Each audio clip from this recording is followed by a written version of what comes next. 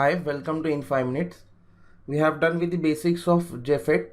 Now we are going for the biasing techniques used in JFET. As we have seen the biasing techniques in BJT, there were different types: fixed biasing, then modified fixed biasing, collector to base biasing, modified collector to base biasing, and finally the voltage divider biasing. Similarly, we have different biasing techniques in JFET also. Now for the biasing techniques to be used, we need to follow certain relationships. Now what it is written is, these can be applied, that is the general relationships can be applied to DC analysis of all JFET amplifiers. That means these relations what I written on the screen can be applied to all JFET amplifiers. Now what are the relations? The gate current is 0. Why? We can say the input resistance of JFET is infinite.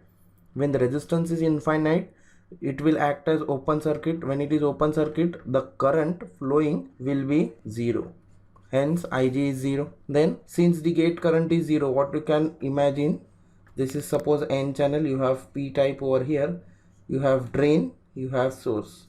Now current flows from where to where? Current flows from drain to source. Now since there is nothing going into the gate, what you can say, whatever is flowing from drain will flow to the source. Hence this condition is valued since Ig is 0. So it is written Id is equal to Is. Then the Shockley's equation, as you know, Id is equal to IDSS 1 minus VGS by Vp. Now what you can note from this, all these equations are for the device. Now you should know the difference between the device and circuit. Now what is a device? For a JFET, this part whatever we are drawing for JFET is the device, and whatever we are connecting to the device, this resistor, this resistor, this resistor, they make a circuit. So device is only the JFET, and along with the resistive elements or capacitors, what we get is a circuit. So what you can say, these equations are valid for the device. Now what you can say, they do not change with each network. That means you can have different types of biasing, say potential divider biasing, you may have fixed biasing, that we'll see of course in detail. So until and unless you are not changing your JFET, both are same, these equations are valid in both the equations. That means they do not change with each network configuration as long as the device is in the active region. For any JFET, if we are operating in active region, these equations are valid, right? So what you can say, even the device is changing, the equations are valid until and unless we are operating the device under active region, right? These are the assumptions what we are going to use for the biasing. Now coming to the first biasing technique, as we have seen in BJT also, you have fixed biasing. Now why is the name fixed biasing?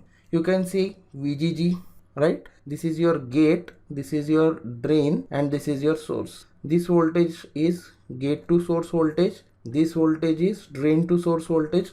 This is nothing but VGS is similar to what you can say parallel to VBE. Of course the concept is different. VDS is similar to VCE. So what you can say, this VGG is keeping VGS magnitude to be fixed, right? VGS is not changing as per the device. Now how to identify the type of the device? If you have PN, arrow indicates when PN junction is forward bias, the current will flow from P to N. Since the arrow is directing from P to N, that means it is N channel JFET. While explaining the symbol, I have told you it is N channel JFET. Now how the biasing name fixed biasing? Since VGG is keeping VGS constant, it is fixed type of biasing technique. You have the drain resistance RD, you have the supply voltage VDD, output VO, CC2 output coupling capacitor, and VGG the fixed bias. Now RG is the gate resistance. Now for the DC analysis, what will happen? This capacitor, what we do for DC analysis? Capacitors open circuited. Now what is the current Ig? In the assumption, if you look here, what we are doing, we are assuming Ig to be 0. What is the current flowing through RG?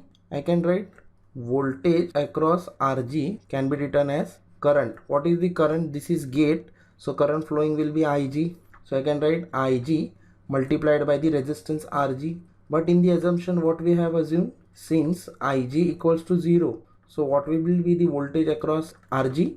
0 into RG, so voltage will be 0. So what we can do, we can neglect RG. RG is required for AC analysis. since the voltage drop is 0, we are not considering RG in the DC analysis, but it is required in AC analysis to ensure that input voltage is applied to the FET amplifier, right? So we got it as 0 volts. So what we can say, whatever VGG is applied is similar to your VGS, right? But positive or negative. So what we can do, we can apply KVL in this loop. So we are living with negative sign. We are living with negative sign over here. So when you are applying KVL from this side to this side, so it is minus VGG minus VGS equals to 0. So what I can say, VGG is minus of VGS. Don't write directly, apply KVL. So what I did, I have applied KVL to gate source loop. There we were applying for base emitter loop. Here I am applying for gate source loop in BJT. So you got VGG as minus VGS, right?